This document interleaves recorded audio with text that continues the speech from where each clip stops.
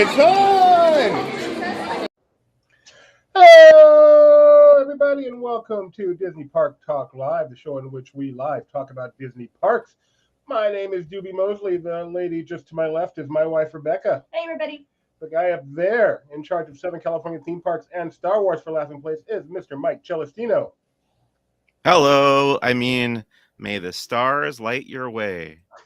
And the guy over there, VP of wearing t-shirts for places he actually did not go, is Jeremiah Good.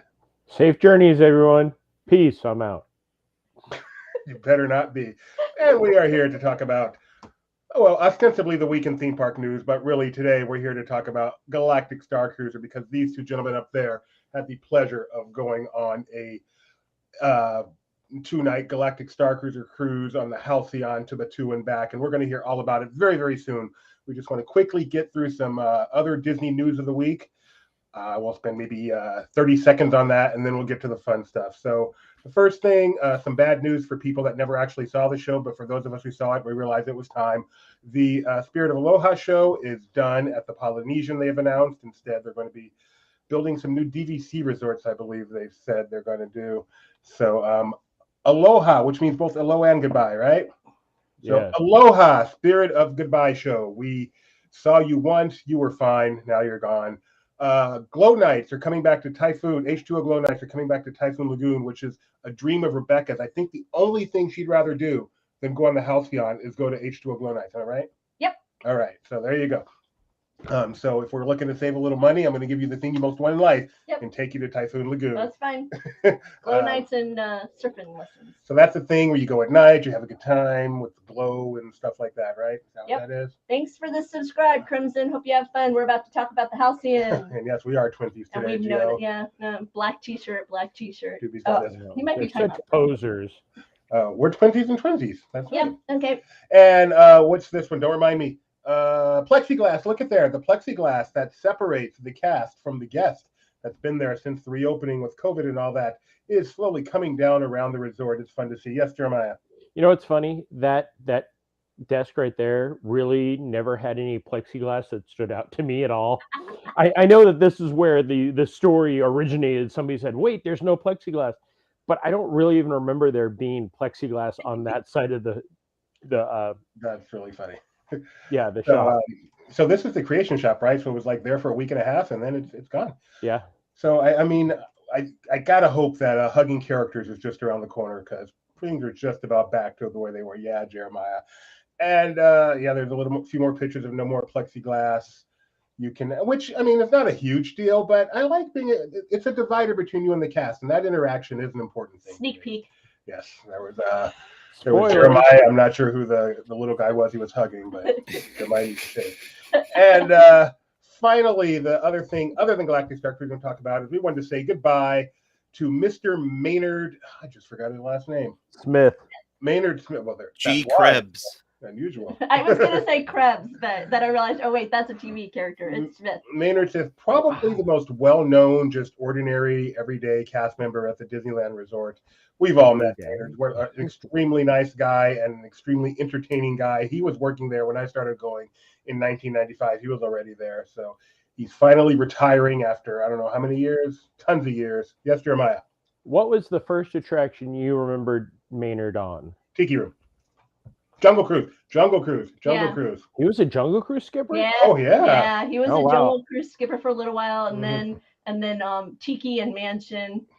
See, I remember him mostly from Honey, I Shrunk the Audience. I remember that. I remember. Oh, that's right. I forgot about Mr. Lincoln, which didn't really showcase him too much. Astro Orbiter. He did a lot of when stuff. when he would work Astro Orbiter, he had a dialogue that would take you on a journey the entire length of the spinning around the spinning around. It was wild. But we actually were blessed to stumble on him during a Walt Disney World vacation. He was in the midst of and became friends, and he actually ended up coming over to our house for dinner, and we got to know the Maynard outside the burb. Very different person. Nothing like the Maynard. It's very much on stage, high energy persona. and then not Very when he is off stage. He's a very thoughtful. Yeah, very the word I pensive. would most use to describe him outside of Disneyland is pensive. But it was amazing to me to realize that the person we encountered on stage was truly a persona, a character that he had adopted. And likewise, I don't know anything about that kind of thing. Yeah, I was gonna say, Mike Celestino just got to give that a try for a couple of days. Was that the greatest segue of all time? 28 years later, just want to say goodbye. Hope I get to see you again. Yes. All right. We are here to talk about the Galactic Starcruiser, the Chandrili Lace starline that you get on the Halcyon and you fly to Batuu. And we were lucky enough to get one of the people who recently took a trip over there, which is Jeremiah Good. That's him on the right. We were not able to secure Lotico Findon, but we do have one of his best friends in the whole wide world, Mike Celestino, to talk about it with us. So I'll preface this by saying that I'm working on getting Lotico to agree to an appearance at some point on the Laughing Place YouTube live streams and stuff. And I also want to say, while you guys were talking about other stuff that I don't know that much about, I do know I've met Maynard when he was at the Haunted Mansion. But while you guys were talking about other Disney park stuff, I was smelling this candle, which is, it smells like the atrium in the Star Wars Galactic Starcruiser. This was a gift that we got in our fancy room. One of two special things I think that we got. And Jeremiah wanted the pin. Oh, no. What? Jeremiah was bringing his leg up. I was getting a little concerned. Hey. Jeremiah, I realized he has to go get something to show us. Jeremiah took the pin and I took this, and I'm so happy actually that I wound up with this because I've just been smelling it every once in a while. And it brings me right back. It brings my mind right back there. You know, people sell those like Pirates of the Caribbean candles that smell like the water. And yeah, they cut them off at the pass this time. And they made Disney made their own candle that smells like the Galactic Starcruiser. There's the pin, the special pin. Lovely. I'm shocked that Jeremiah chose the pin. One quick thing I have to say. I haven't known Mike Celestino that long. We're not that good of friends, but I consider us friends. I have never seen you look so happy. Like right this second. Trust me, the videos, like I think we even you made the comment early on, Mike, about how you have to fight to not have that grin on your face the entire time. So we are going to kind of go through your trip. You guys were wonderful enough to just tweet constantly throughout it, which we compiled into a live blog. We're going to not necessarily go through it, but we're going to use that as a reference. And so we'll follow your lead for the most part, although I'll obviously have some questions. And I wanted to start with just the first question, a simple question. Keep it short. Just give me 2-3 sentences. How was it, Jeremiah? Now that I can put more than one sentence together, which is what you asked the first time, was like, it was the trip of a lifetime. It really was an experience that has taken me from my love of Disney into just a deeper love of how amazing they can do this. Like, it is leaps and bounds above anything you thought of. I will crush both of your dreams by telling you this. It is the Adventurers Club to the next level. So sorry. Not my dream. I never went to Adventurers Club. But I just to kind of give everybody a little bit of framework on the two people we're talking with, Jeremiah and Mike both have a lot of experience attending, visiting various themed entertainment companies' offerings, whether it be different theme parks, whether it be immersive experiences in theater, like the Evermore project that was in Utah. And then Jeremiah, I know, also has worked within themed entertainment, still works within that arena, and Mike as a filmmaker, So these guys come with, experience as guests and kind of on that other side. And so, just to give you a little bit of framework of how, where they're coming from with their insights on this. But I want to hear what Mike has. Well, give me one. So just I hate to keep, anyway, just to give people a understanding of how Mike went. Mike, I'm going to break the magic. Mike went as a character called Lotico Findon and chose to live as Lotico 24 hours a day for that 40 plus hours. So we're going to talk to Mike, even though Lotico is the one who actually did it. Mike Celestino, as Mike, the observer, real quick, how was the Starcruiser? Well, the thing that I said that I think holds the most true is that this is probably the best example you're ever going to get of you get out of it what you put into it. Because as you know, as you mentioned, I did create this character, Lotico Fendon. I made a short film about why he's going on this trip on the Halcyon to Batuu. I wrote a short story about his backstory and his youth. And apparently somebody through some channel somewhere, somebody behind the scenes found out about it at the Starcruiser. And I think they really appreciated that level of dedication and commitment. And they really, really highly rewarded me for it. And it got to the point where I was like, guys, you don't have to focus on me so much. But it's awesome. And I really felt special. And I felt like they recognized how much I did care about this and how much effort I put in. And that it was unforgettable. There were moments that, again, made my eyes well up with tears and things I'll never, ever, ever forget. And I mean, I told you when you asked me to give you a sentence, I said it's transcendent. It's groundbreaking, and all that stuff is so true. But yeah, just unforgettable, I think, is another great word. So we're going to spoil the heck out of the Galactic Starcruiser. So if you want to go and do this with 0 spoilers, this is probably not the show for you. Turn off now. As somebody who just did it, it is so much better without the spoilers. Sorry for everybody who has been paying way too much attention. You're missing out on some fun stuff, discovering things. But if you do choose to leave now, make sure you do come back after you experience it, because you're going to hear all about this experience. So where shall we begin? Let's answer this question, yeah, shall go we? for it. So, we did the 4-hour, I did the 4-hour preview a few weeks ago. So I had already been aboard the ship. I had already done the media thing, kind of covering it as I do other things for Laughing Place.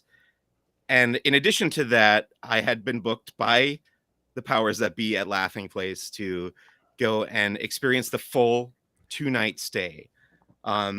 Considering that I had already covered it as media, I thought, well, why not go the distance with this full trip and try to commit as much as I feel like they're encouraging people to commit. Because I asked Matt Martin from Lucasfilm at the press junket thing that they did down there if they're encouraging people to create their own characters, and he said yes.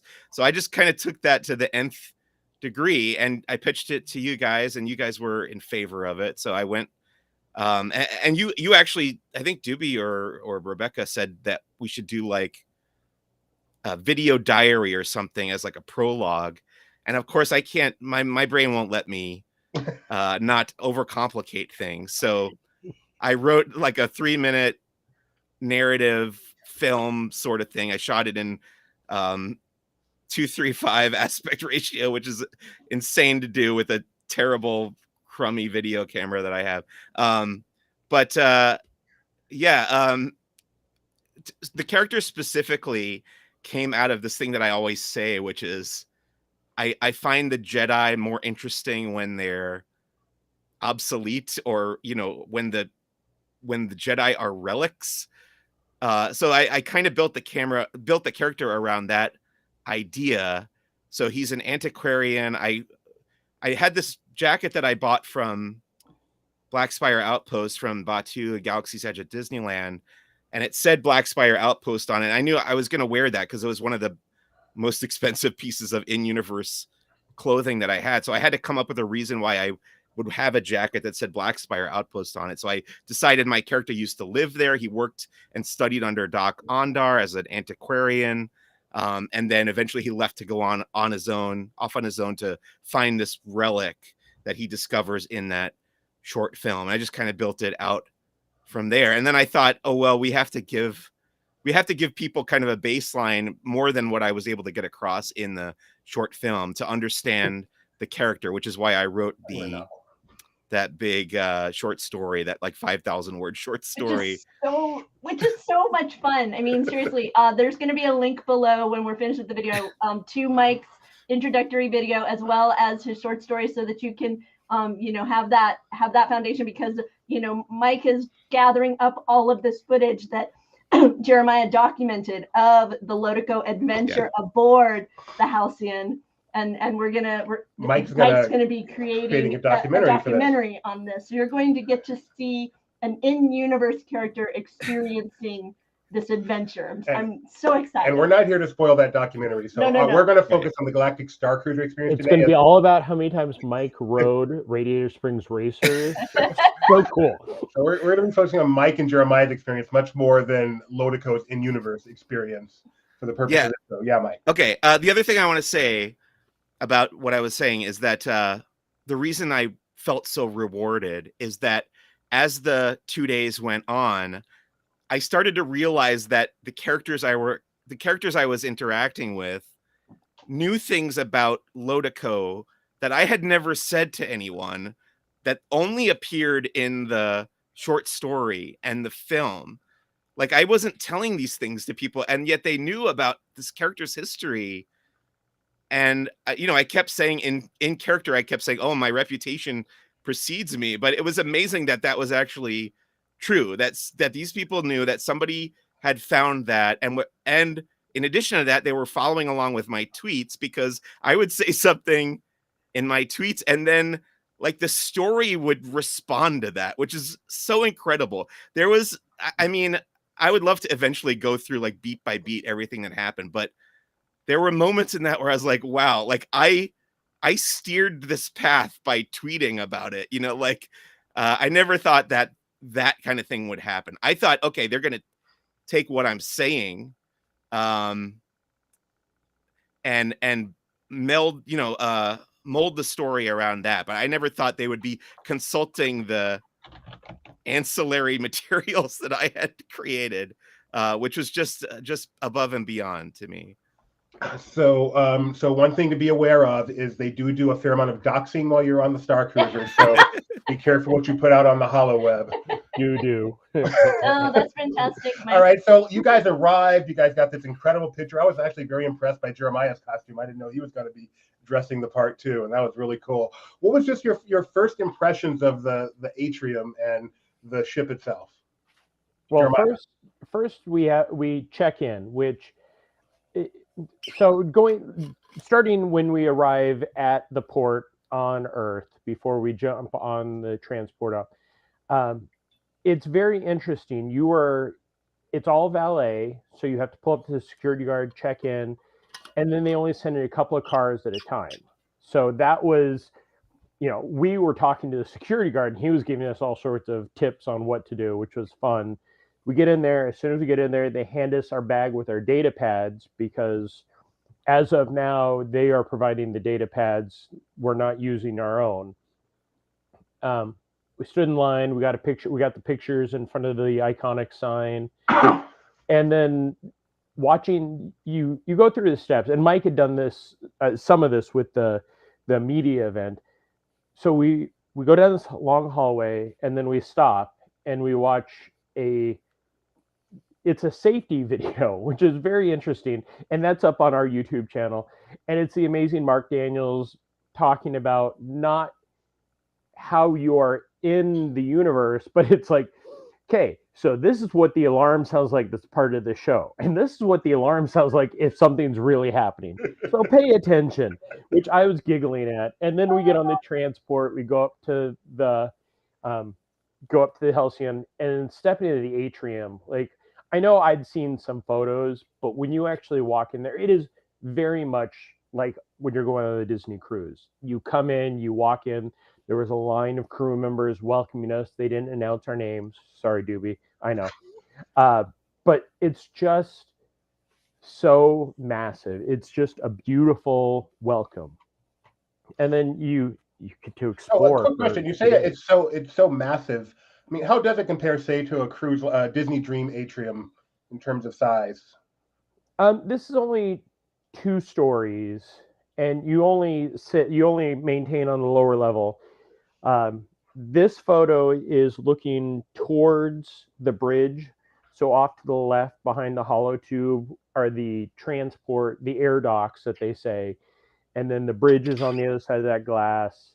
Behind us is that's looking towards the piece of art, and on that side is kind of like the grand staircase and the turbo lifts, so you can go down to level 5 and 4, or go up to 7 depending on where your room is. The rest of the ship is off limits. Just the room.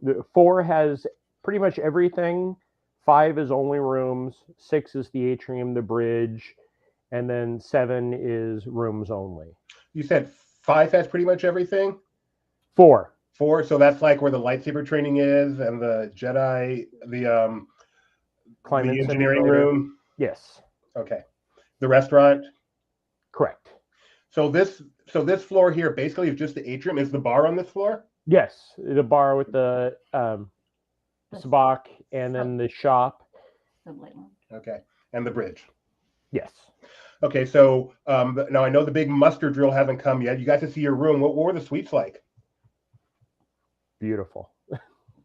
Like we got a tour of the suite, which sadly our tour guide and everything going on at one time didn't translate too well onto the video. We do have a page up of photos of it, and Mike hadn't seen it, neither had I. So we walked in and they had a welcome crate with I'm trying to think of supplies to help us enjoy our cruise.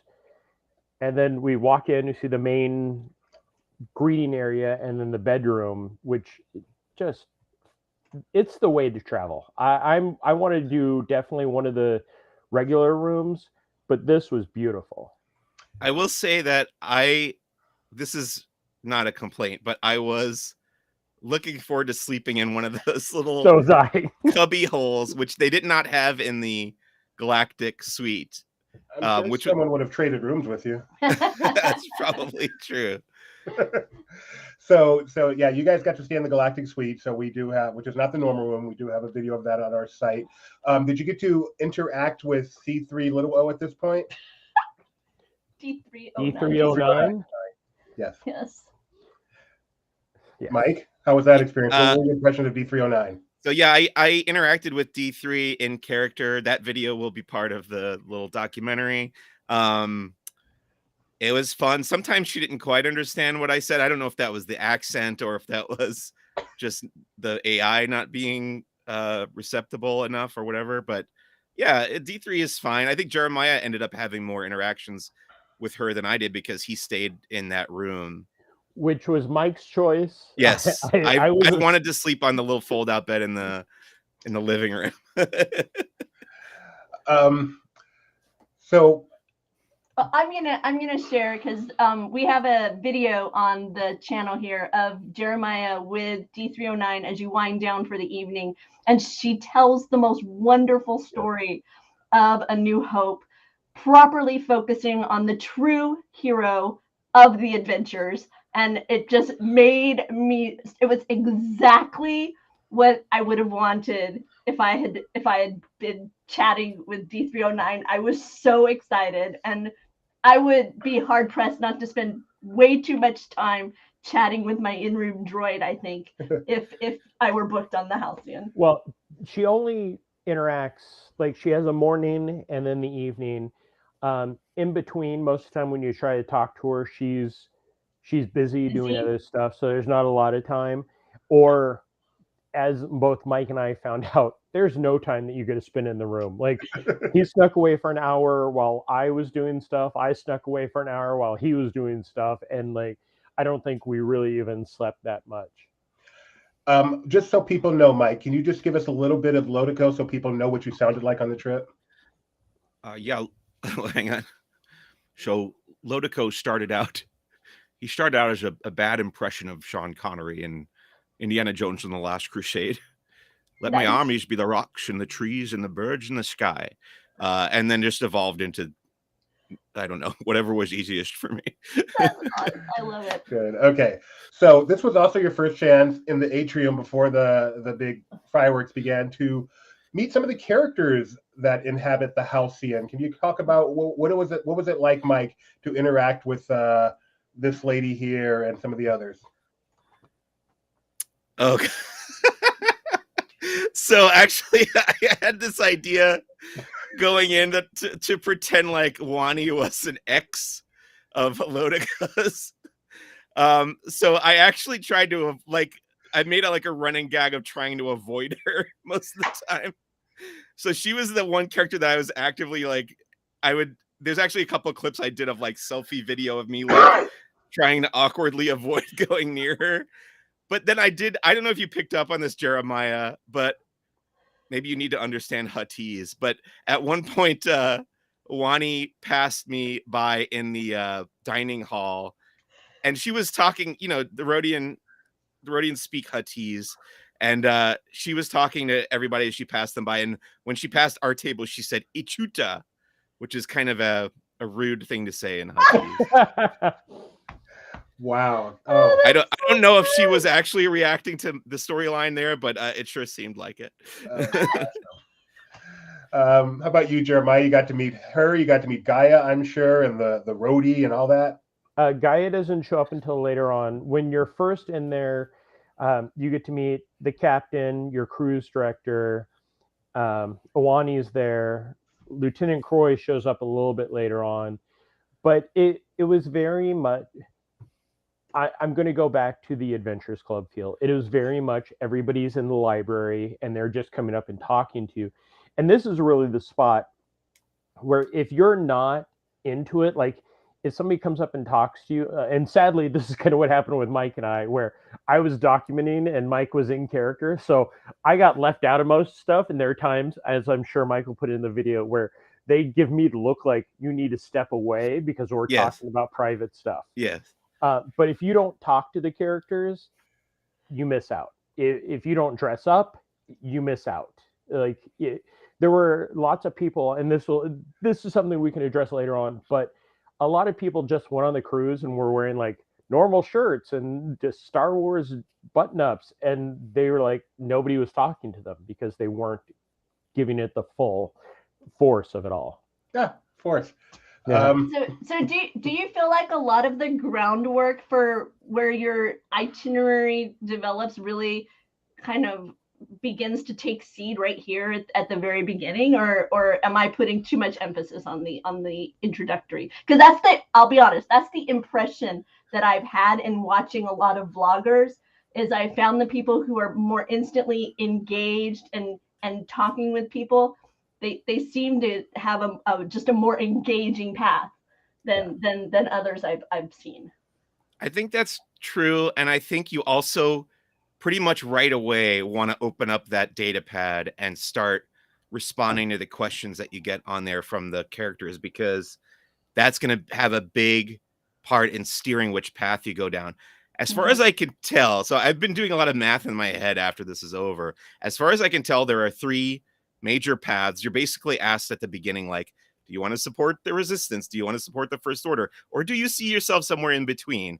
I actually chose Resistance, but I ended up on what I think is called the Scoundrel path, which was not what I intended, but I'm guessing somebody backstage kind of knew that the events of, or because they work on the show every day, they know that the events of that path fit a little bit closer in line to my character's expertise. So they had the characters kind of steer me in that direction. And that path ended in my favorite chapter of the entire experience. So I think it was absolutely the best decision on their part to steer me over there, because I did see other things happening. And I think this is my one, not even really a complaint, but my one little nitpick is that I would often see things happening that I wasn't taking part in. And I was like, how did people get involved with that? I don't understand, like, what led from point A to point B to, you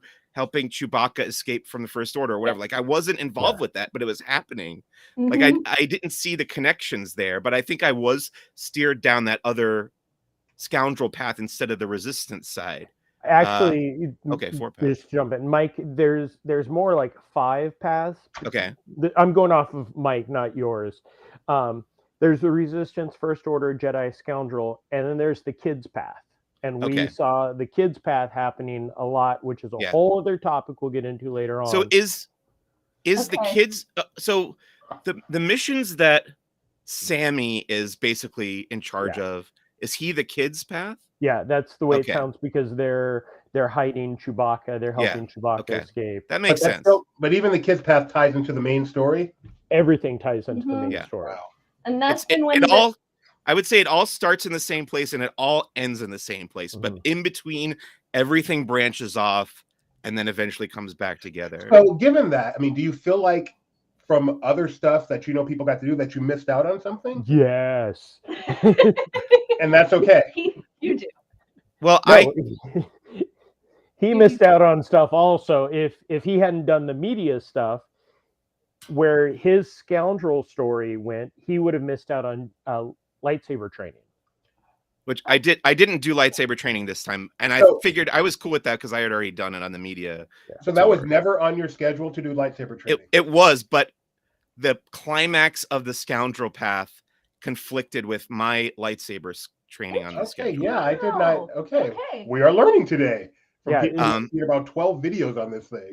Actually, like I was saying to Jeremiah, it reminded me of a little bit of Comic-Con, San Diego Comic-Con, where you have to pick what you want to do, even if there's 5 other things that you want to do at the same time.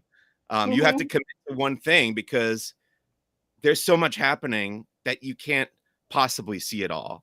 And I've said to my wife and whoever else asked me, like, if I were to go back, how would I do it differently? I think if I were to do it again, I would do the dark side, the first order path, because I didn't get to see any of that. And the first order officer seemed like one of the most fun characters, and everybody's responding to him, and he's hilarious. So that would be my choice because it would be so diametrically different from what I've already seen. That's amazing. Yeah. So Go ahead. So regardless of the path, you all come together for the muster drill, and I know that's where the story kind of really drives forward. What was that like, Jeremiah? Especially considering you're there with a bunch of fans, and then the story really kicks in with the arrival of the First Order guy. Can you just talk about that experience? So the muster drill was very interesting. One of the things that I was kind of confused about, the muster drill, when you're on a Disney cruise ship, they say, okay, you go to this spot, this spot, this spot for your muster drill. In the atrium, they had 4 or 5 different Arabesh letters that you went to, but there was no assignment to it. You just kind of ended up in one area. And then as the muster drill went along, Lieutenant Croy and the stormtroopers come on board. And then that's when the story really starts to kick off, where we get to know a lot of the story and the beats as they're progressing at that point. Can I answer Scott's question? Yeah, please. That was next. So I don't get terribly claustrophobic myself, so I didn't ever feel that really when being inside the ship. But if you are feeling claustrophobic and you don't want to break the immersion, you can always go to the climate simulator, which is technically actually outside, although they have created the illusion that you're still on the ship. Does that make sense? A great story. Yeah. Yeah. And then if you desperately need to escape the entire immersion of it, you can always just step out into the actual real world. They're not going to stop you from getting on that elevator and leaving. So there's no, if you happen to be claustrophobic, I wouldn't be concerned that you have no actual escape from that being on the ship. There's the climate simulator, by the way. And then it's open up to the sky, and based upon everybody's reaction, it very much is impacted by the actual outside. It's not like an enclosed room. It is, when it's humid outside and hot, it's going to be humid and hot in there. And I think even if it rains outside, right, it'll be raining in there. It is open air. That was the story. The story is it mimics exactly what the climate is on Batuu. Yes. And that's the Saja, who was one of the ones that was sitting there. There's multiple of them. I was out there while they were explaining to some guests what it is, and they're like, and even if it's raining on Batuu, we make it rain here. So it worked really well. I mean, I had the great experience of some type of flying beast flying over Batuu, and I happened to be in the climate simulator and could see it flying over me. That's the Disney difference. So I want to get a little specific here because this is something I don't totally understand. You do the muster, it's over. I know later on there's dinner. What happens in between? Do you get messages on your holopad? Do you look at that for schedules? Do people just walk up to you and say, "Hey, how does this work?" All of that. All of the above. Yeah. You're getting messages pretty frequently from the characters on your data pad. They'll tell you to go to a certain place at a certain time. You'll run into characters in the hallways and in the atrium and in the dining hall, pretty much anywhere that's accessible to guests. You might find one of the characters hanging out. There's lots of ways to kind of find adventure just wandering around the ship. So are there times where you're just exploring the ship and the fact that you're exploring this area somehow kicks in a story point in that area? Well, yeah, go ahead, Jeremiah. It's not so much, your data pad gives you updates. You get messages from most of the crew, and if there is something that you need to do to follow your story path, it will say, "Hey, here's a mission. Go do the engineering room. Go help out there." But there are definitely times where I was walking around just the engineering room and would start to take part in things, and then I'd look down and it would be a message from the ship's captain saying something about the engineering room that I was in. But it's kind of a cause and effect. Like they want you to do stuff, they want you to explore, but at the same time they will lead you down the path that they need you to explore for your story. So if you decide to go get a drink at the lounge, I mean, are you ignoring things coming up on your data pad that you could be doing instead? Or you could be, if you choose to be. Yeah, it's not it is not all of them are time sensitive. There are times where it is you need to be in the atrium. I know Mike had a couple of like at 4:00 at this. Yeah, you guys are blurry, and I'm glad. Yeah, it's not I'm working just me. on it. You keep talking. But you go into Mike spent a lot of time in the sublight lounge, not drinking, but mostly just playing sabacc. So he would be in there. Characters would go in and out. I would be out in the atrium, spending time getting to know characters. But most of the time, I'd be filming Mike playing sabacc or interacting with other characters. Dinner time. What's it like? Well, we skipped lunch. Yeah. Lunchtime. What's it like? When you board between 1 and 4, because things really like. I want to say we were out in the atrium around 3:00, and that's when the characters, Wani started walking around, and the captain and the ship director, or the cruise director. But you walk into the lunch room, and it's buffet for lunch and breakfast, and then the dinners are the set menus. The only complaint I have about lunch and breakfast is it changed from day to day. Like the first lunch, they had the bubble waffle grilled cheese sandwich, which I only had one of. That's not available the second day for lunch. Uh-oh. Yeah, so it's like the chilled soup that's only available on embarkation day. Right. Yeah, you get it that day. But all the food was amazing, and I mean, Mike can definitely speak about the allergies, but I had no problem, and it really is. We met with a famous DJ from the world of Disney, and he self-admittedly eats like a 12-year-old, and he was loving every single bit of it, and it was all really good. Cool. And that's like a la carte. You just walk up in like cafeteria style. How about dinner? So dinner on the first night was the bento box thing, right, Jeremiah? Yes. Kind of Asian inspired stuff. I couldn't eat the bows, but I did have some of the other. I had like it's almost kind of like an orange chicken type dish. That was really delicious. I ate a ton of it. What else was there that night? That one. Let me pull up the menu. And this is essentially you can get more, right? It's all included, like Oh, a yeah. cruise, however much you want to eat. And We never wanted more because we were already Yeah. stuffed. I mean, it was great, but they gave us so much in the first portions that we never had to request additional additional food. yeah, the only time that I asked for more was I wanted to try those, yeah. which is pretty much the cheeseburger bao buns, and they're very similar to the ones that you can get on that planet of Pandora, but not as mustardy. Okay. But it really was, like Mike said, you will not go hungry, and I definitely am still recovering from the people like, oh, what do you want to eat? I'm like, no, I'm good right now. Okay, and so in addition to the food, what else happens during dinner time? The Gaia show. Oh wait, what did I do with it? Oh, did you get a special commemorative item from Gaia? Ooh. Oh, nice. Isn't that nice? That is And cool. this is her autograph, which is really just a stamp, but Isn't it's that still neat? pretty cool. I really need to figure out where I put my poster. I like tell me that. about That's Gaia. cool.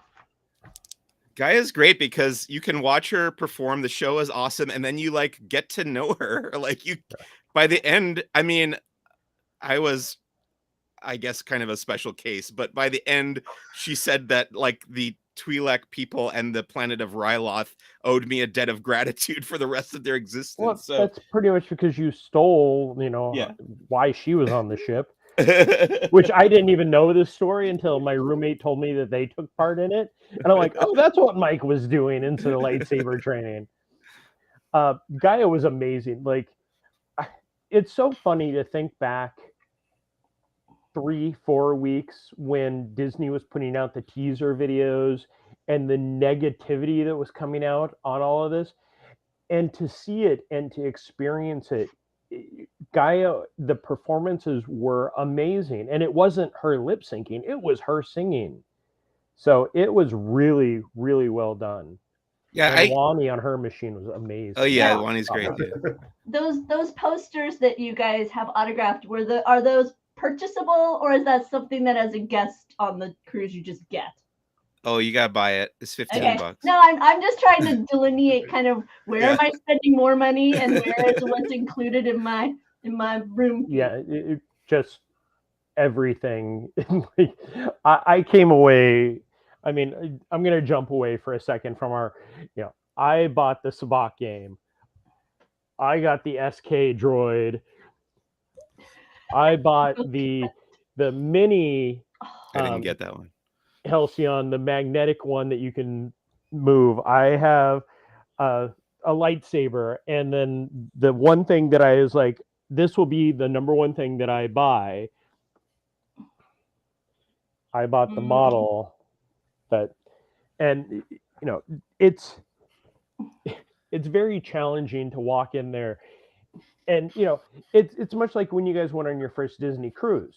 It's your first time. You're not sure if you're ever going to do it again. You want all those memories. And, as you can see with Mike and I, we wanted to make sure we brought those memories back to Planet with us. Oh, and speaking of memories that you buy, you guys also booked a photo package, right? Am I misunderstanding that image with the lovely, is that just a ship boarding thing or what? Yeah, the with the frame is just the photo pass people. You can book the photos, and I've seen the specific photo pass that they do where you pay the extra on Planet, and that's really cool. There was a girl walking with a light stick to make sure that the photos would come out perfect while you were in the bridge in a dark area with a dark background. That would be perfect. And I was like, I really wish that I'd known about buying this, because it would have been something I would have looked into. But at the same time, it's do you want the photo op or do you want the experience? No, I understand there's a trade-off there, but $99 for 30 minutes up to 8 people. I can tell you there's a lot. If you look on Facebook for Galactic Starcruiser costuming as a search, you can find groups where people are getting together and sharing advice and sharing how they're building their outfits for their trip, and they're also sharing some of the photos that are taken during these during these sessions, and they are stunning. There was one that I saw today that was a family of 3, and the youngling was holding a lightsaber, and the way that the hallway was illuminated, it was so beautiful because the blue of the lightsaber was just reflecting just gorgeously off his face, and yet his parents were well lit. It was perfect. Why do I feel like that's Justin and his wife Naomi and their son? Oh, perhaps it was. We had a couple with their son who were so far into it, nicest people. Like I've communicated with him. We've exchanged videos. He's got some video of Mike doing the heist. Yeah, so, I need to get that video from him real bad. It's like we're on a cruise and you meet people and you interact. Doobie and I were talking about, I think that's been the biggest surprise to me, is this is such a short journey, but yet I keep seeing people talking about community and talking about the relationships they made. Not just Gaia and everybody who's in essence paid to be your friend, but which I'm used to. But all the other individuals that you encounter, and how, I mean, after a time when we've all been so isolated, just like actively isolated, this to hit in this moment is so cool. And I'm just, all those stories, did you guys come away with, I mean, you're talking about that yourselves, you came away with new friends in essence in this world. Yeah, we were talking with some people about their Star Wars fandom or whatever, and even that couple, and everybody was talking about Star Wars Celebration and how when we see each other there, we're going to be flipping out just because of, the experience that we went through together. So yeah, definitely made some new friends, and gave away some buttons for Who's the Boss. And I think, even the actors have, I've been in contact with the actor that I interacted the most with on Twitter. He kind of responded to some of my tweets and stuff. So I feel like, yeah, it does really bring a lot of people together for the first time in a while. This was that couple that we were talking about there. Their costumes are so amazing. Are amazing. They had a different outfit for every part of the journey, which was great. That's the way it should be. No offense, Lotico. Gideon's asking you guys a question. Do you wish it would have been longer, or do you think it works well as the 2-day? Do you see it as something that they could even extend for a longer period of time? I actually went into this thinking that I would have wanted it to be longer, but by the end, I was so exhausted. I was ready for it to be. I mean, I loved even down to the finale and the after party or whatever. Loved all of it. I think when I saw the climax in the media preview, it played really well. But with the real crowd of guests, it really brought the house down. And I think it's a perfect ending.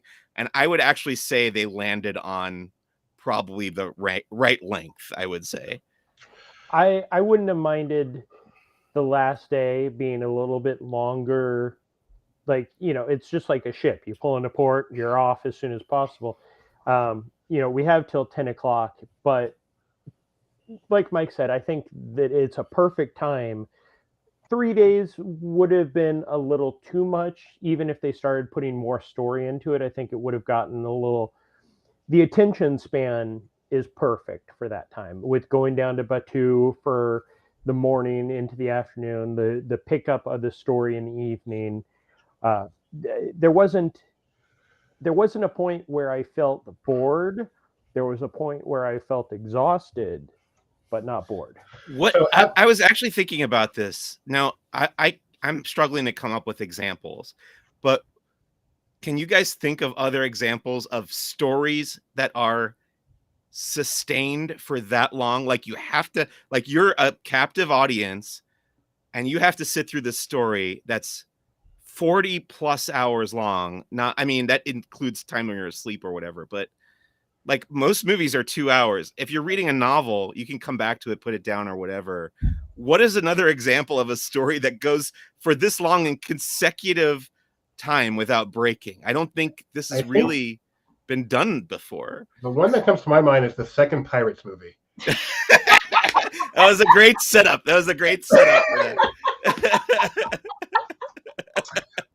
But no, you make a great point. That is something to have to engage with. So after dinner, how do you know when the night's done? How late did you guys end up going that initial night? And how do you know when it's over? And They actually make an announcement that says, it's like an in-universe announcement that says the scheduled events for that day have come to an end, but the bar does stay open till I think 2, although I crashed at like 12:30, I think, first night, and then even earlier the second night. But yeah, you can hang out in the atrium and the sublight lounge until fairly late.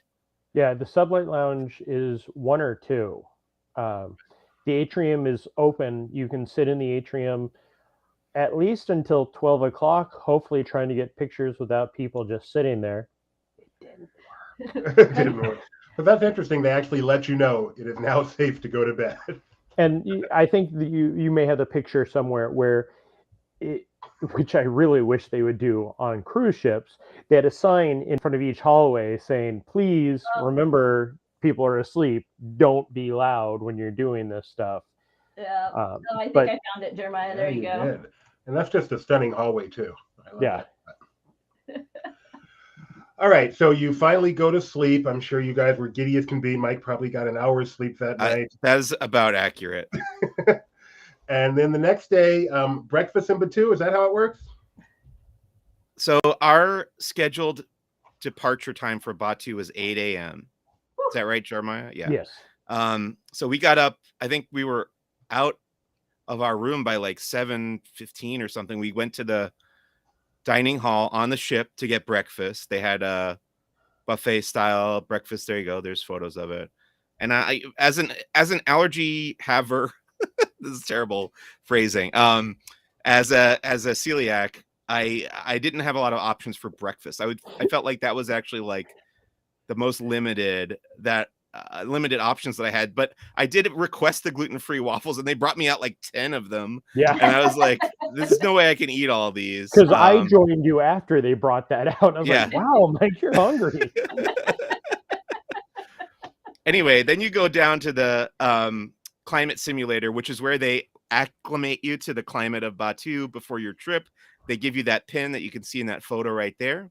And Jeremiah's got one right there. And I've got one here in my bag. But that's so that cast members at Hollywood Studios in Galaxy's Edge can identify the Halcyon Galactic Starcruiser passengers. When you're down on the planet, you board the shuttle, which there you can see in that bottom right photo of me on the shuttle there. It's about, what would you say, like a 5-minute drive in that box truck? Yeah.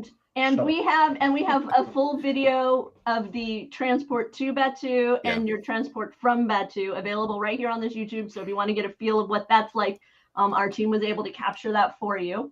There's music playing on the truck, and there's also a droid pilot that's talking to you, but you cannot see him. Yeah, and this is one of those things that I've heard far too many people talk about in the box truck. And to quote one of my good friends, when somebody said to him, it's just a box truck, he said, well, Haunted Mansion is just a big gray warehouse. It is the same thing. It's what's inside that matters, not what's outside, because you never see the outside. Yeah, much like people. Yes. Wait, what? But the experience going, as long as the key is being in it. If you go, and I'm going to write this whole article about the difference of being in it and going to a Star Wars hotel for your vacation.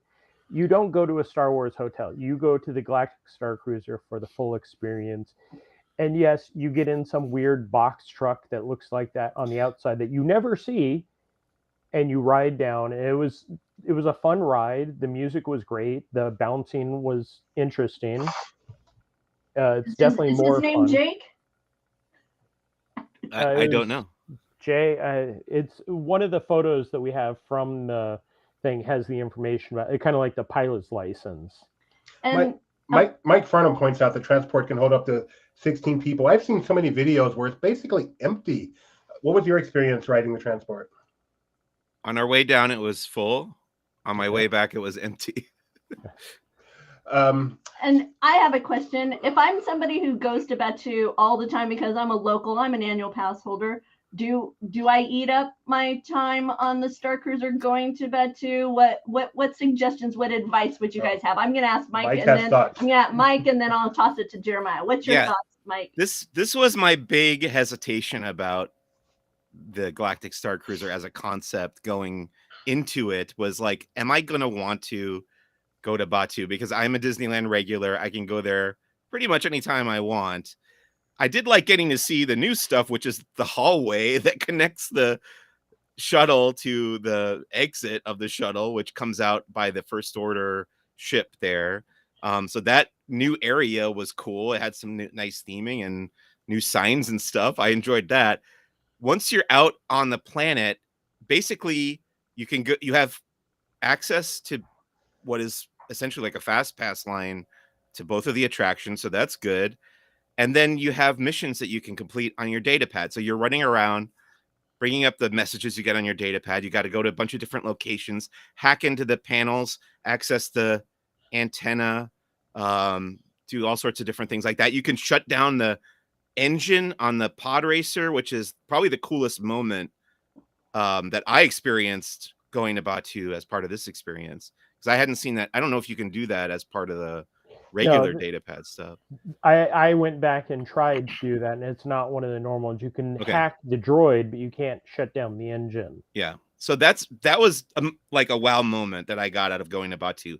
Otherwise, it's all looking at your data pad, which I am already kind of hesitant to spend so much time looking at my phone when I'm in a theme park. I would rather enjoy the scenery, and ideally, if they really went above and beyond, they would have had live actors on the planet. But as I kind of figured out, the shift for the live actors as part of this experience was from about 2 p.m. till about 10 p.m.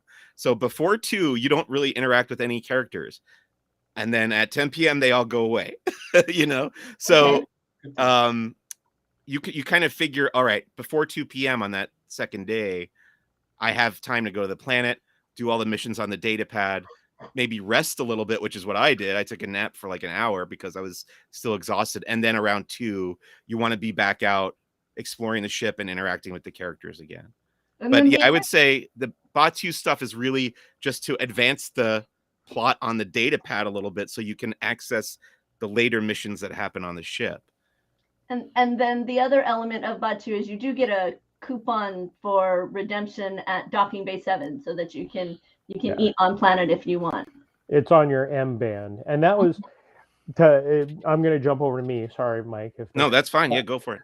When we were in line to go to the valet, the security guard was telling us stories. And one of his stories, like, he was doing a great job of being in the story, even though he was outside the Starcruiser.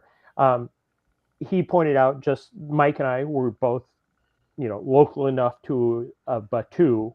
It's not worth spending the time to eat. Yes, you're getting a $12, $14 voucher for Tip Yip and a Coke, but you can also go back up to the Halcyon and have the lunch all day, have green and blue milk for free, have everything or unlimited.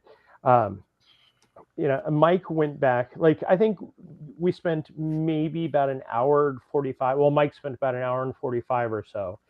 And I was trying to capture a few other things. And then as I'm trying to hack some of the droids, I had a family stop me.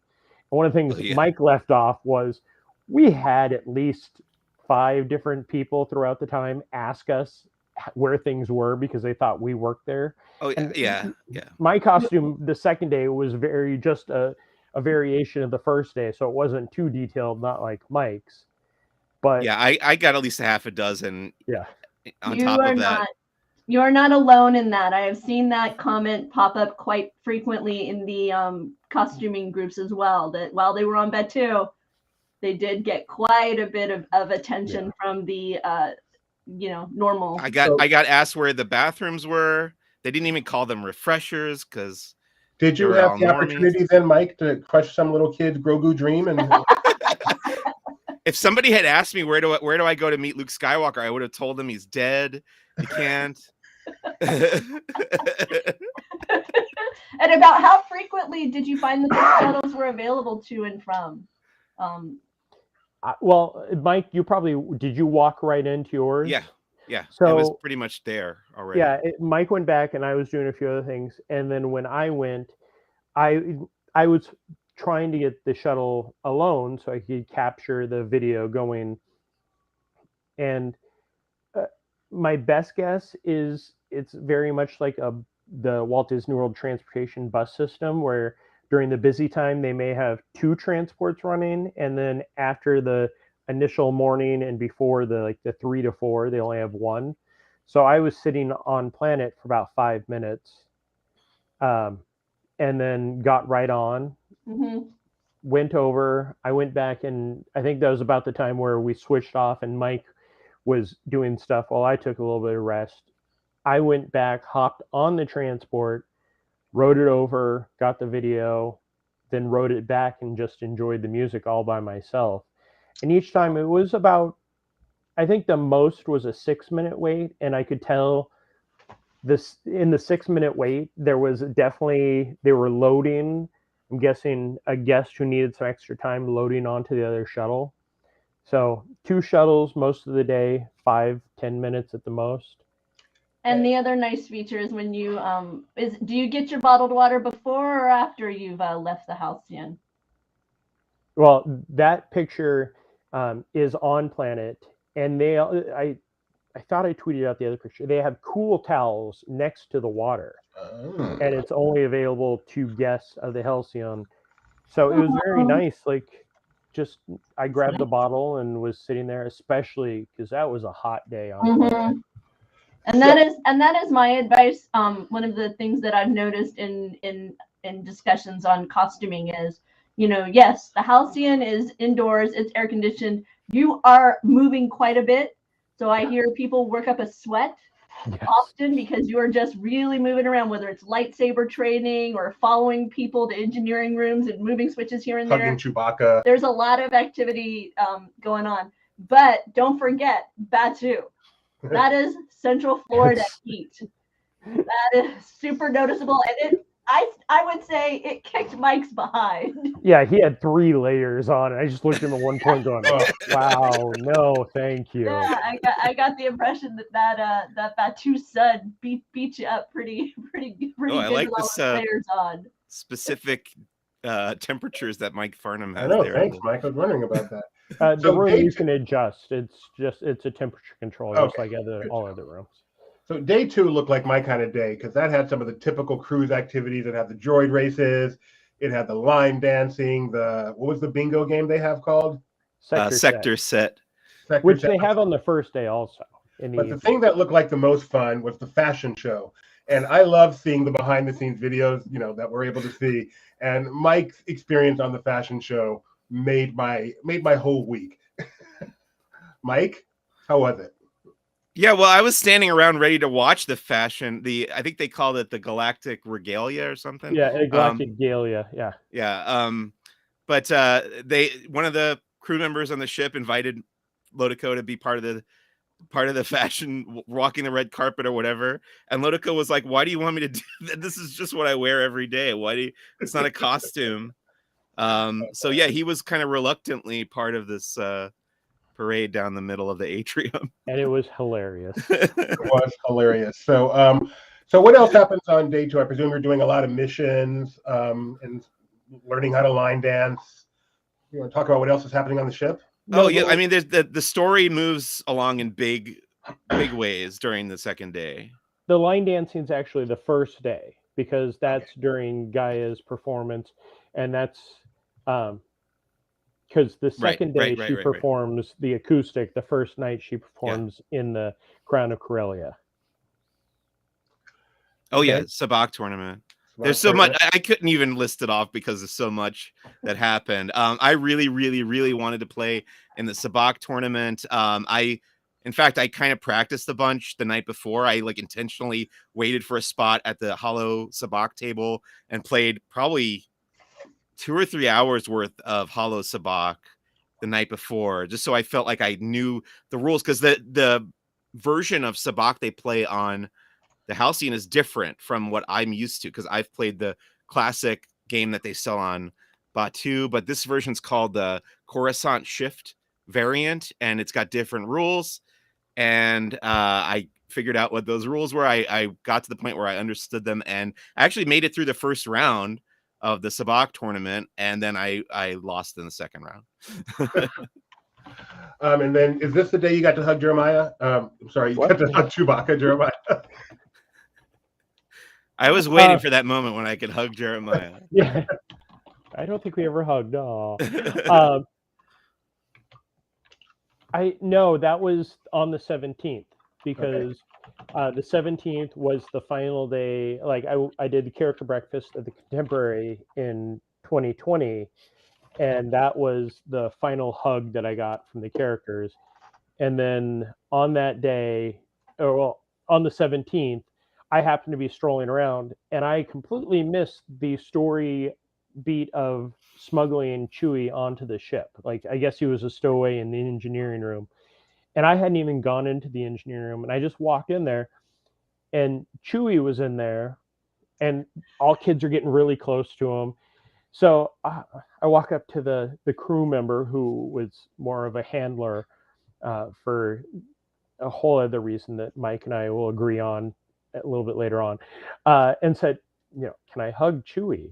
And she goes, well, I don't know. You'd have to ask him.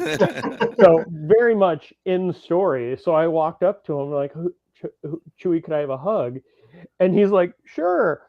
And it was just like, what was it, a week ago when you guys asked me who would be the character I'd want to hug first, and I said Chewie.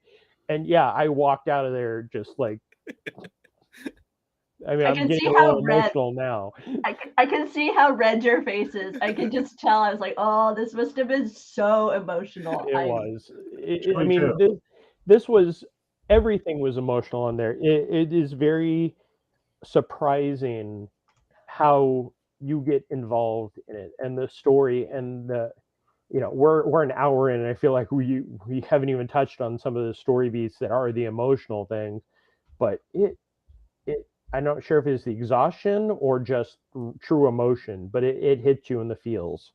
Oh, goodness, Jeremiah. So what other, I mean, what other moments do you want to make sure we get to? We can't go through the entire thing. We're already more than an hour in. But what some other highlights you want to make sure you get in there? I mean, I would say that the whole second day is just one right after another. There's big story beats that happen. Like I said, there was the climax of the Scoundrel Path, this heist that I got involved with, which it was just, that heist in itself was one moment right after the other where I was shocked at, what was happening, amazed by how they were involving everybody. They really, I said earlier, like, I kind of, at a point I was like, you don't have to focus on me so much, but they did actually do a good job of spreading the wealth of making sure everyone was involved as well. So it didn't just feel like me, but I was definitely roped into being the center, and not roped in because I was voluntarily and happy to be a part of it, but I was definitely the centerpiece of that particular chapter, but everybody else that wanted to be involved was also involved there too. And then the whole climax that plays out at the end of the second night, like I said before, it played great in the media preview, but here with real people who had paid to go, it just really brought down the house. There's so many amazing moments in that fight, and it involves every single one of the characters that you've come to know and love over those 2 days. So you're really like emotionally invested in them, and there's just what Jeremiah said is just really emotional. Question. So I know there's a point in the climate simulator. I know there's a cast member out there who, for whatever reason, whenever I see her, I'm just like, this is just perfect. This is what I would expect to see on a planet in the climate simulator. But a point where she kind of introduces you to the Force. So is that somehow related to the story? Are you summoned there, or do you just happen to be there and it goes on? Or so this is one of the favorite things that I kind of invented for myself was my character's reaction to these people, because the way I started to notice them this trip was that second day after I got back from Batuu, after I took my nap, I went back up to the atrium and I started seeing that character right there, that young lady hanging around. And she would just sit on the balcony in the atrium in the center, and she was just meditating for like 15 minutes. She was just sit there, no no dialogue, nothing. She was just there. And then she disappeared. I didn't see her leave. And I was wondering, where did she go? Because I was wondering, like, what's up with this character? I want to find out more. So I went down. I just started going to every accessible room and wound up in the climate simulator. And there was a photo you showed earlier of just the climate simulator, and she was sitting up against the plants right there, meditating, not talking, not anything. And I didn't want to interrupt her because in story, I figured, oh, I'm not going to bother her while she's meditating. But then I go back up to the atrium. She comes back up and starts collecting kids to bring down to the climate simulator. And now I'm thinking, okay, how would my character react to this? I'm like, okay, he's starting to get a little creeped out because these people are luring these children down to this place. And then I go down there, and she does that thing where they like introduce them to the concept of the forest, and you get that cool effect with the rocks and everything. And then my character starts freaking out because they're basically like being indoctrinated into this, mysticism, which I think it's a trick. My character thinks it's a trick or whatever, parlor trick. So I really loved that. And then I started tweeting about how I was getting creeped out by these people and what they were doing with the kids. And I go up to the atrium and I start playing that bingo game, sector set, and I'm saying, like, I'm just going to take my mind off it and play this sector set. And halfway through the game, I hear a whisper in my ear, and she says, "Are you winning?" And I just like turned around, and that's the picture I took. She was standing right there. So yeah, this is another moment where I was like, okay, somebody's paying attention. So I asked her if I could talk to her, and I like pulled her into the bridge, and I interviewed her about what her religion was and what was actually going on and what she was doing with these kids and everything. And that's all video that's going to be in my little thing that I cut together. But your 3 minutes each day. Yeah, video. I know. It'd be probably a little longer than that. But the fact that I was able to like craft that narrative on the go, it just kind of sent a chill down my spine. Like it kind of dawned on me, like, I'm playing pretend with these other adults. Like, there were no children involved with that. I mean, there were children there when I went to the climate simulator, but once I was talking to her in that bridge, we were alone. It was just me and her pretending to be other people, other characters or whatever. And I don't know, it's just like this thing that you never think could ever possibly happen, but it was, I don't know, this transcendent moment. It really was. Yeah. Are you sure the twins? That's mind-blowing. You really became a part of the show.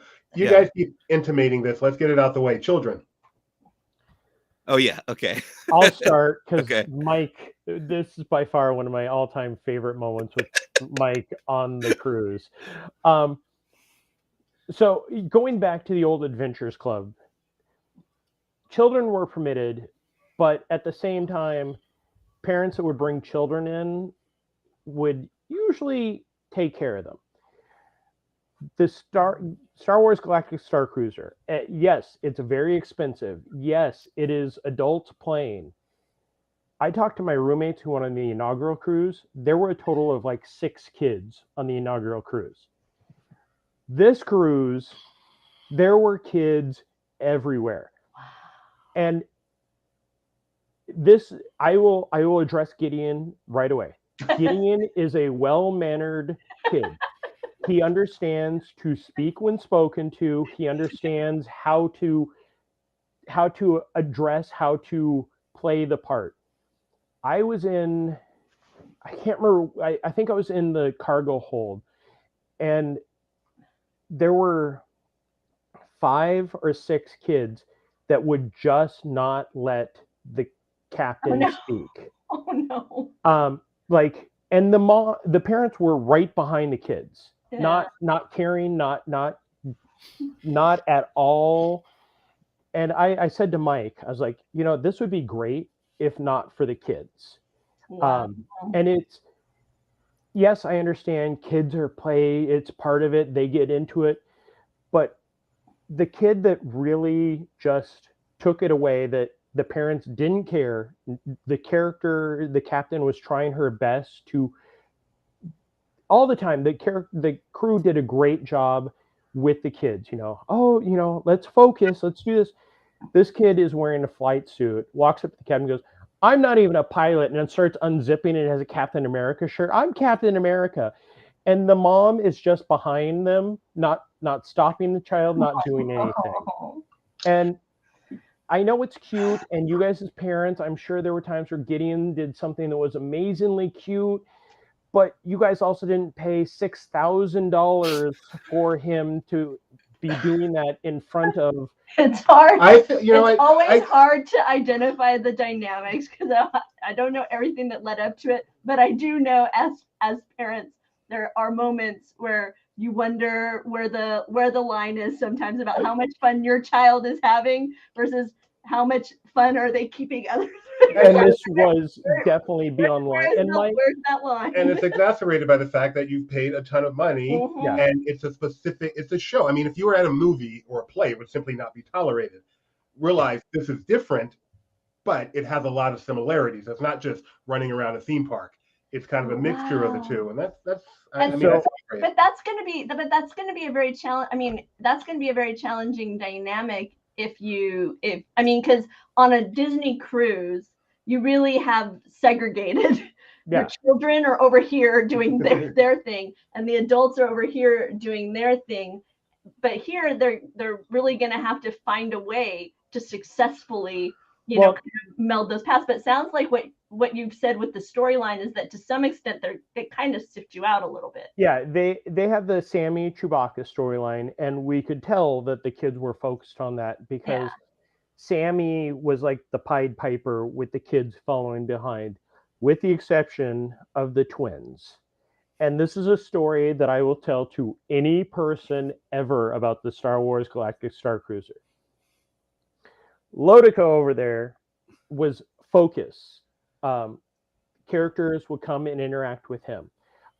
He has a video, and I hope that he includes it, where at one point it was Sammy. It wasn't Wraith, I think. It was Sammy, because I actually went up to Sammy and asked him because I was like, I'm in my head, I'm also trying to figure out how the mechanics of everything work, and I asked him how I can help him on whatever he needs to have done or whatever, and he brings me over to one of the consoles that you can access that are in the lobby of the atrium or whatever, and I got to scan my magic band on there, and he brings up the thing or whatever. Yeah, go ahead, Jerm. And I'm filming from a distance because I found that it was much easier to start filming Mike from a distance to get those views without the characters kind of pausing and looking at me and kind of pushing back a little bit. So Mike and Sammy are at the console, and all of a sudden you just see these twin girls appear out of nowhere and like are right on top of Mike as Sammy's trying to talk to him. And this happened multiple times throughout the cruise. At one point, we are down in the engineering room, and this was something that was one of the emotional things for me, besides hugging Chewbacca, was to find the initials that some famous people, Han and Leia storyline, had put in there. And I was talking to the crew member in the engineering room throughout the day because they didn't know where the initials were. So finally, Mike and I walked in there, and I walked in. I was talking to Michael, the crew member, who was one of every single crew member on the Halcyon, above and beyond. Michael's like, "Oh, let me show you." So he shows me, and then Mike goes down. I think you were going to take a video of close to it. No, I just took a selfie, which I did tweet out. And I'm working on it. I'm pulling that up. Okay. As he's taking the selfie, the twins, I want to say, climbed on top of Mike. Like to the point where I couldn't stand up because they were in my way. So, love you. And by this point, Mike, it was pretty much the end of the first night where I said to Mike how I was kind of done with the kids. So at this point, Mike was still on board with the kids. The twins stand up and go over to Michael, the crew member, and go, "So it was in Arabic. Who's HS and LO?" I flat out go, "If you don't know who those are, get out." Yeah, and the crew members started laughing, and Mike did that, where he's like, and I'm like, and these girls were dressed as Leia. and they had, and they figured out after a little bit. But so I'm like done, and Mike is still very much on board with the kids. Like, oh no, it's great. And let me clarify, I am fine with kids, as Mike and I discussed. He went to the Turning Red, and it was full of kids. He's like, you would have hated it. I'm like, no, if it's a reason for kids to have fun, it makes it more fun. This was definitely not one of those. So the next step, and this is kind of jumping towards the end, we're in the artifact reveal. And the artifact reveal is a very small, intimate thing. They had like 5 parties. It was Mike and I, I think it was 2 other groups of like older people, and then a mother and father and their 5 kids, all beneath the age of 5. And trick. One of them was a baby who was fine. She was crying. It's fine. The kid sitting next to me with the mom didn't care about anything. Kept saying, and I don't know if you can hear it in the video, rock, paper, scissors, shoot, rock, like as this is going. And then across the way are the 3 girls who are like 4 or 5. And they're on a platform and they're stomping their feet. And then Mike turns to me and says, I get it now. Yeah.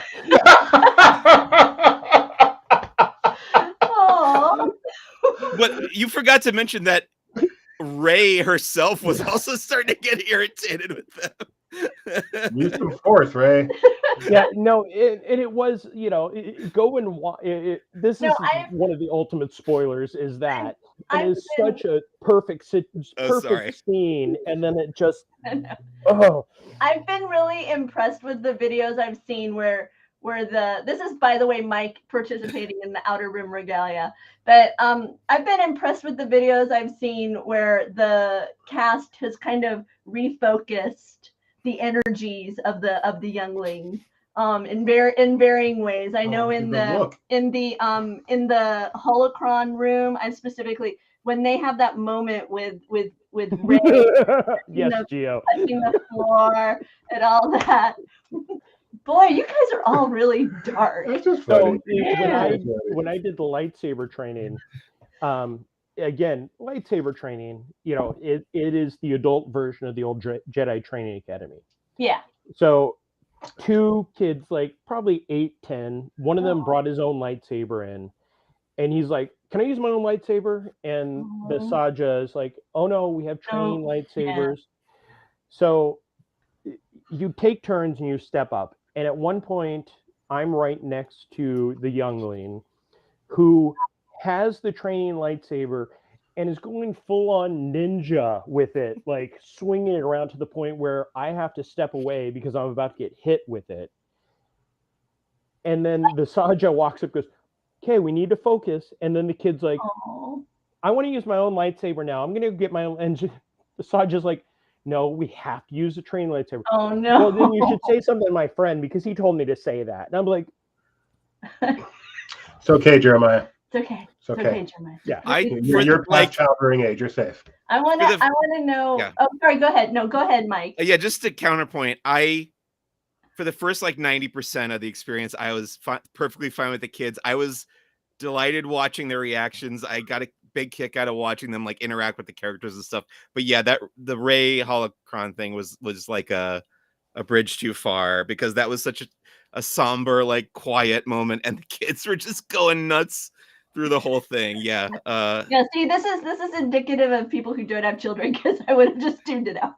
I mean, but honestly, I feel for you. No, not that. I just mean it's a skill you develop as a parent. You develop a skill. Well, and I've developed that skill too because of being at the parks. Yeah. Moments and like that, it really comes in handy because you're able to just kind of tune it out and focus on what you want to focus. But also, I think it's impressive that you had such an amazing time despite these distractions, including kids getting in the way of one of the most spectacular moments in the whole night, which the appearance of Ray and the holocron and all that stuff. But speaking of bridge training, look, our son says. Speaking of bridges, bridge too far. How was bridge training? Gio wants to know. What do you guys think? It's fun. It's a big video game, and you rotate through all the different positions. It's pretty good, and then it ends with a story beat. It's not my favorite part of the whole experience, but I think that's another one of those things that kids will probably enjoy more than the adults who are really there for the more immersive aspects. But I mean, the window out looking out the bridge is really neat, and the technology is very cool. It's just it's not something that I would put at the top of my list. Now, one of the things that I noticed in the videos that I watched, and this is total spoiler, is that everybody on board pretty much cycles through the bridge training experience.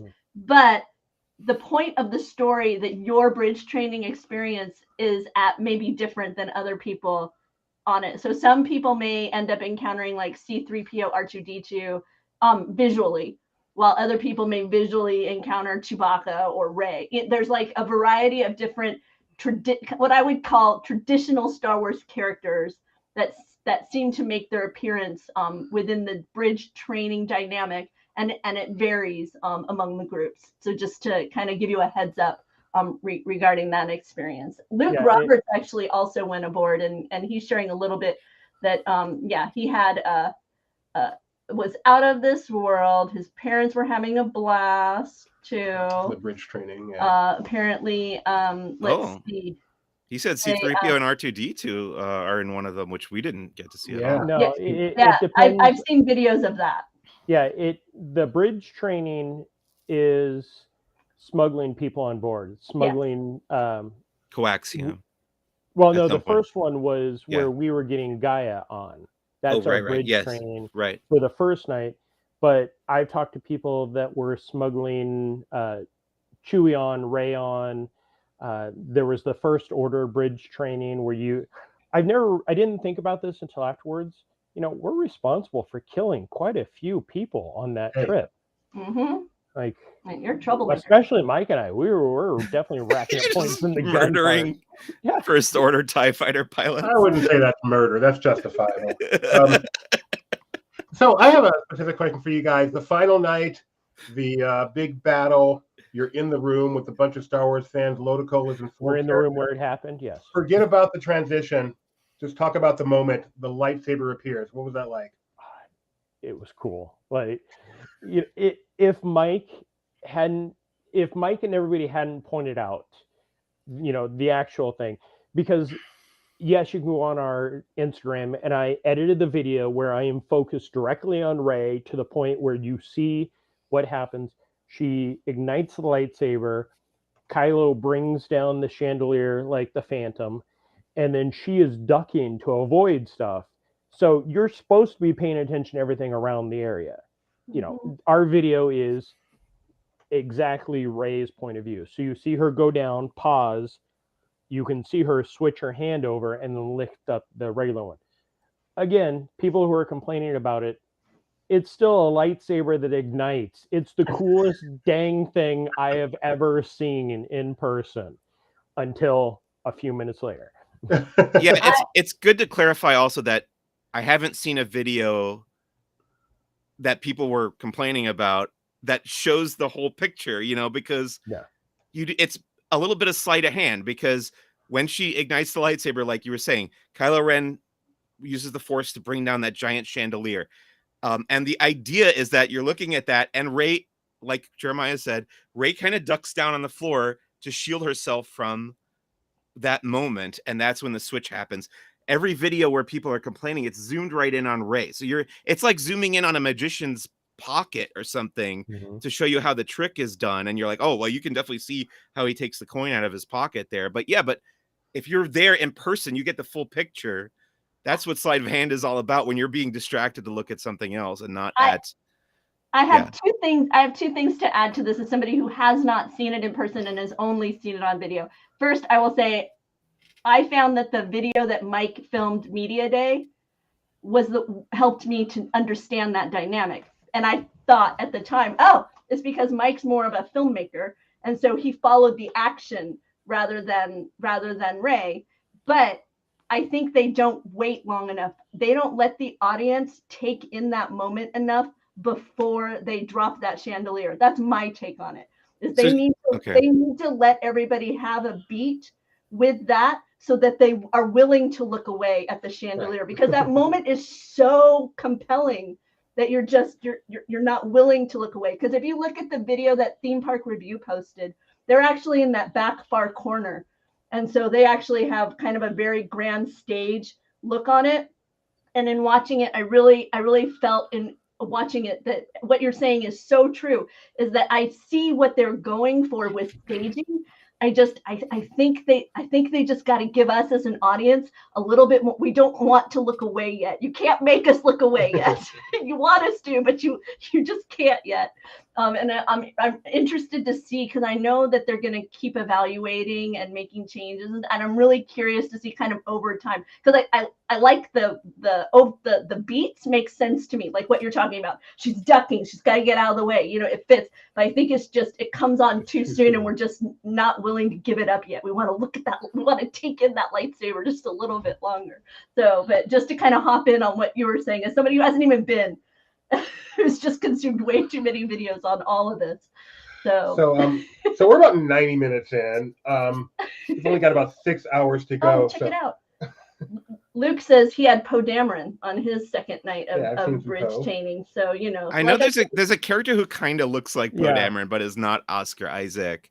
And I think he actually has a different call sign than Poe Dameron. So that might be the confusion. But I don't think there's a Poe Dameron, but I could be wrong. Okay. You never know. I Since he's on Batuu, I could see where they would tie his squad into the storyline, but you never know. So yeah, we had Hondo for our second night, bringing on the coaxium, which was great to see him.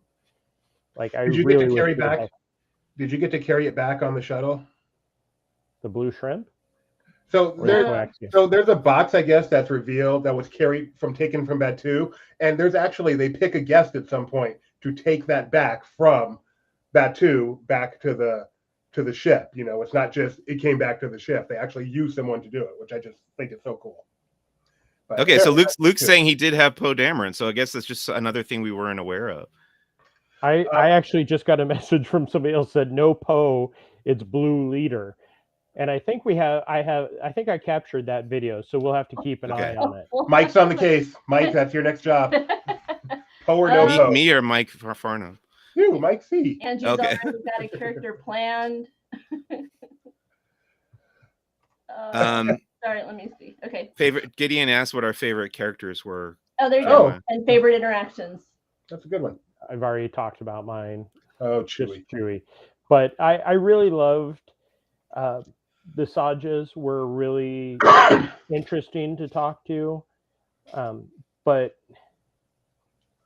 Gaia, I think, had the most depth, and her storyline, sadly I don't know the storyline, because Mike played that whole story and was part of what I want to say even a deeper storyline than the First Order coming on board with the heist. So I'll have to keep an eye on that. Yeah, Gaia, for whatever reason, I can't quite put my finger on what's so appealing about Gaia, but I just found her very almost kind of mesmerizing as a character. Like, you want to be around her and absorb her essence or whatever. I don't know. It's very odd, but the character that I spent the most time with, and I wasn't expecting to like him at all, really, because I had seen him in the preview, and it just wasn't it didn't appeal to me as much, but he was the one who I ended up interacting with the most. And by the end, I was super on board with what he was all about. And that was Gaia's manager, whose name is Wraith Cole. And every time he saw me, he came up and shook my hand. He's the one who wrapped me up in this whole heist thing. And he made me the focus of attention at that point. And just thought he was so funny and entertaining. He was actually hitting on all the female characters, which was amusing, and not, they didn't push that too far where it was inappropriate or anything. It was always just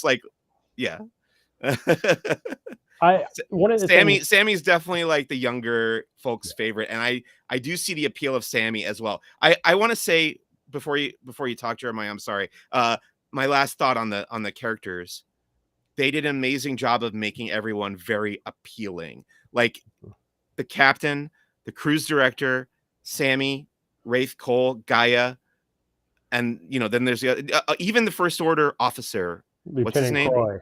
Croy. Lieutenant Croy, yeah. He's a villain, but he's so he's really the comic relief of the whole thing. And everything, I mean, I didn't get to interact with him that much, but everything I heard him say or do was so funny. And the guest interactions and interplay with him was so wonderful. That's why I'm saying, if I ever did it again, that would be the path that I wanted to take. But yeah, they did a wonderful job with creating the new characters that accentuated what the characters that we already knew. It's funny. My favorite character from all the videos I've watched is one you guys haven't even mentioned, which you just passed, which just goes to the whatever of this thing. But I love this guitarist for some reason. Every time he's on screen and he's playing a song or improvising a song, it makes me smile. So I really like this guy. No, they were all great. One of the things, and this is, again, going back to the Adventures Club roots, is you fall in love with your characters.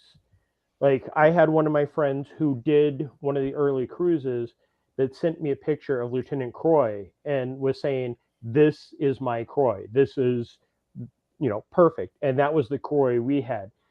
I would definitely choose to go the First Order route if that Lieutenant Croy was the Croy when we go back. It's kind of like, you know the people and their take on it, and they each have their own take. I've seen photos of other Lieutenant Croys, and I don't think that I would want to go First Order unless that Lieutenant Croy, because he was so perfect. Like, I tweeted out a photo where some kid Croy was asking where SK disappeared to, and he rolled the SK up to him, and Croy picked it up, and he's like, this is not the droid. And it was so funny. And no matter what, we had one kid mouth off to him the first night when he first arrived. I think he called him a puffer pig, and he fired back. That's right. I totally forgot about that moment until you just mentioned it. But I think I had it somewhere in one of the videos. Wait, sorry, I keep interrupting you. There's also a moment where he got heckled and some kid told him to go crawl back in his womp rat's nest or something. And I was like, oh my God, that's amazing. And it was like a little kid. It was so great. This is why kids are great, Jeremiah. It's true. The best part, so the finale, let's just jump as far as after the battle, and Croy is claiming he won, and he starts thanking, they all kind of thank key players in their stories, and then Croy is up there talking about it and how, I don't remember where it was, it may have been the engineering room. Croy had a meeting and only one kid showed up, and he calls out the kid that showed up. He's like, thank you, you were the only person that showed up for it. And it's just the way they brought everybody in that interacted, that I want to go back without Mike. Not that I didn't have a great time with Mike. I want to go back and be in the universe and not just the documentarian. No, I get it. Not have that responsibility. I get it. I'm surprised. I've been surprised to hear from you guys how personal experience it is, how much they do get to know you. You're not just a person in this group, but they will learn Lotico and Jeremiah and remember you from day to day. That's been a surprise to me. And in fairness, I know, Mike, you want to chalk it up off to a lot of the kind of before groundwork that you laid, but in fairness, I've watched probably a dozen vloggers at this point, and it seems to be part of their story too. It's not that they somehow, I mean, it's like when we go on cruises, we always feel like we got to know these people, and then we talk to other people and they got to know them too. It's just like somehow they managed to make you feel like it's like a 3D movie where you feel like the character's looking at you and the person next to you also feels like the characters looking at them. That's very true. I only say that because they definitely reference the ancillary stuff, and there is a moment that you guys haven't seen where they literally made me the center of attention. There was no one else in the middle there. But yeah, no, I absolutely think you're right about that. This I mean, and you're talking about the kids, and one of the stories that we watched, the family, the boys actually ended up on opposite sides, and they kept snitching on each other to the leadership. And it was fun to watch how the staff worked with that, because one of them was resistance and one was first order, and they would constantly, like, one of them, when he was with the resistance, his brother showed up and he started to really holler at lieutenant, at the resistance, wait, he's a first order, stop talking, it was just, to see the passion was really, really adorable. Yes, Jeremiah wanted to talk. Was one wearing blue and one wearing gray, and they played a song in the background. So anything else you want to mention? I don't want to leave off anything good, but obviously I don't want to be here forever. So anything else specific you want to make sure you talk about? There's so much that we probably haven't even touched on, but I know it is so much that I can't even think of what it might be. So whether or not something is worth it is such a personal thing. However, I know you both personally, so I'm going to ask you, for you, Jeremiah, and for you, Mike Celestino, if this cost you and your SO $5,000, is it worth it? Yeah, it's something you may need to save up for a year or two. Yeah. But I think if you are invested, and again, if you put the effort in to be involved and try to keep in the spirit of what it's all about, I think you will absolutely think it's worth it. So I completely agree. And going back to was there anything else we want to talk about that we skipped? We focus on the cast, the stars, the crew of this is there for the entire time. I talked to this, like I was saying, Michael in the engineering room. I talked to him the first day and I saw him the last day when we were leaving. It is very much the crew's feel, and they all did an amazing job. Like, we were welcomed when we came up. We're introduced to different people as we were going through. Somebody that is familiar with me and Mike from Earth came up and talked to us, introduced himself, and they focus on us. Like, I think it's the benefit of having, there's 100 cabins, so at max you could have 500 people on there. 500 people is a lot, but the fact that they can still, yes, I'm sure they have a photo of us on their data pads of, okay, that's Jeremiah, that's Mike, he likes to go by Lotico. It was, every cast member on there made us feel special. To me, it felt very much like Disneyland before it became one world, where Maynard's a perfect example. We knew Maynard, he knew us. That's how that cast was. Like, I got off going, I'd love to be friends with insert this person or this person here. So they do an amazing job. Again, I would love to go back and have the same crew, just like when you're on the ships and you're like, hey, I had this as my server for the 3 nights. I want them again. That's kind of how I felt about everybody on the ship. You feel like it has a lot of repeatability? I would say at least 5 times. I mean, if you don't hesitate to go back, even though you feel you've done it, you feel like there's enough, both what you did was so great and there's enough you haven't done, that it would be worth it to go back for sure. Yeah. Mike, would you like to just live there permanently? Half and half. I would do half the year, summers or whatever, holidays. Okay. Come back to LA in between.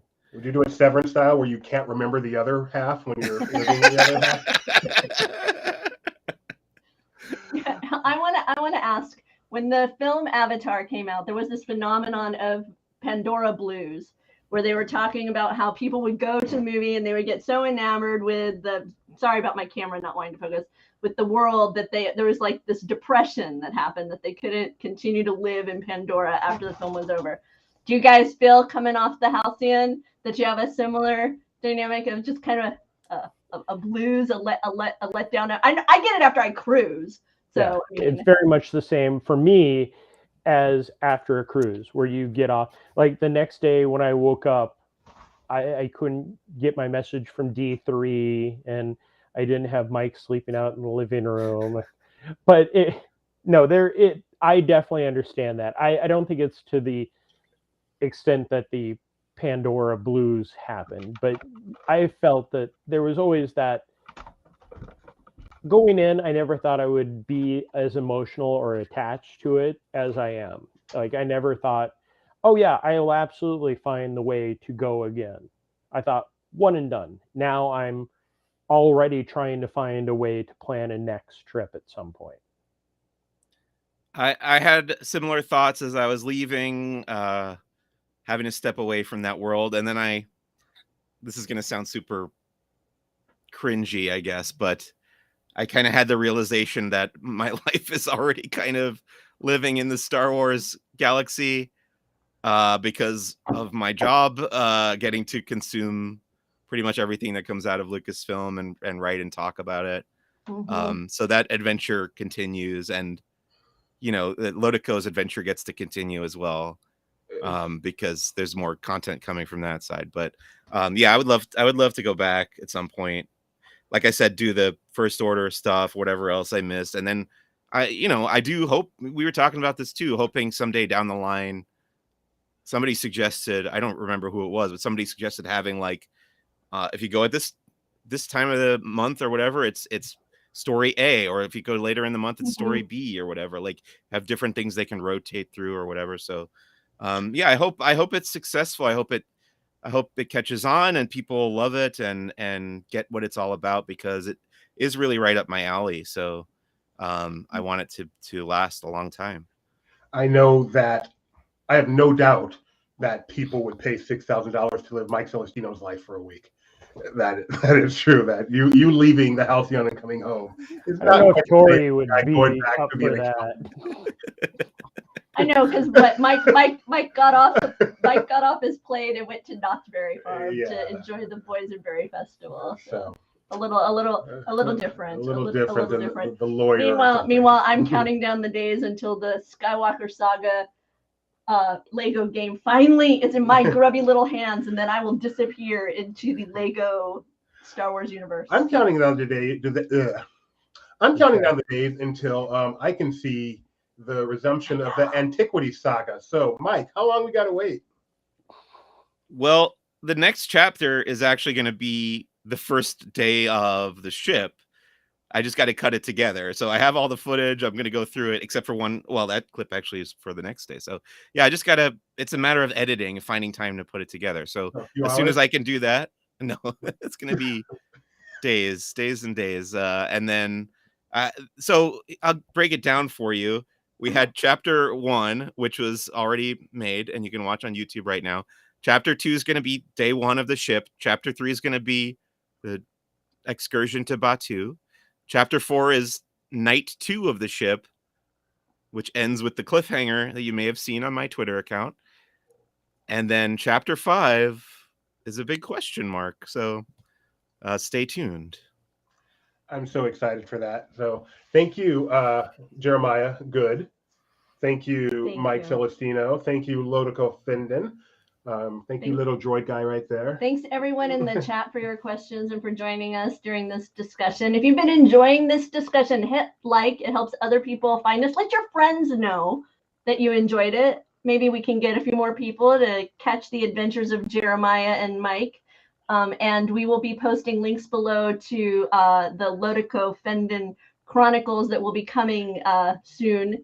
And we'll let you know more about that as that happens. Anything else that we want to highlight coming up here just on Laughing a reminder Place? that it's movie week here on Laughing Place leading up to the Oscars. So be sure to like and subscribe, get notified every day this week. We're doing an LP movie club. Tomorrow will be Cheaper by the Dozen. We've got More Than Robots, which is a cool new documentary on Disney Plus coming up. Deep Water, which is a really horrible movie starring Ben Affleck. And no, it's really horrible. It's really horrible. You didn't even laugh. And then Friday's the Oscar You were prediction not a show.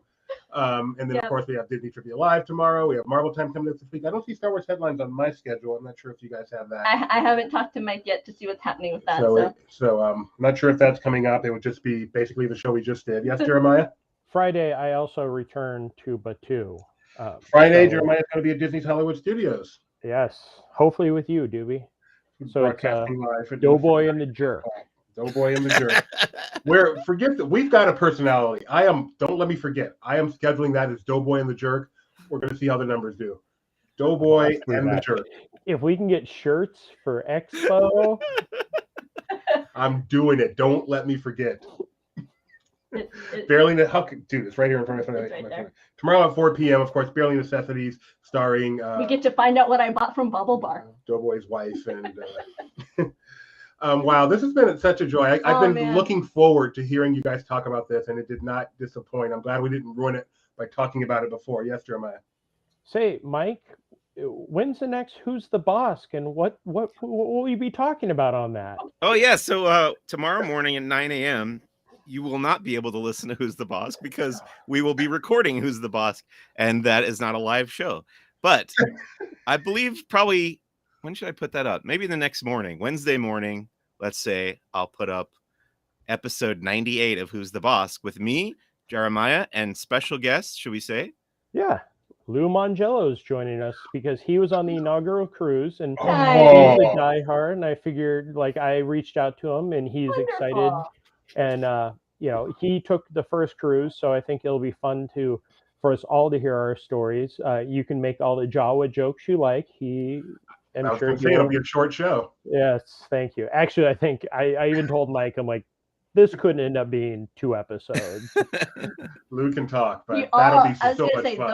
those three all can talk. Because I listened to his podcast about the show, him and his family and Becky from Yeah. Mouthman Travel, who is where you should book this trip through. And it was lengthy. So this should be fun. So I'm excited to hear you guys are going to be talking to Lou. Yeah. Mike, Lou, and the Jerk. I am so excited to hear this And- episode. This was pretty And awesome. I'm excited because our own Kyle and Becca are going to be taking a journey aboard the Halcyon in the next in the near future. And Becca's agreed to chat with me, and I'm going to be reaching out to some other gals I he's know going and to see do. if we can have kind of a ladies chat about the kind of a about lady the go fin, Halcyon. like a lady go fin. So it's I thought you were going to say Becca has agreed to commit to playing the travel agent character that she played in my short film. From on the Mousefan show. Travel. Hey, we already got Kyle to commit to the Padawan braid, so you never know. Wow, so much fun. Anyway, like, subscribe.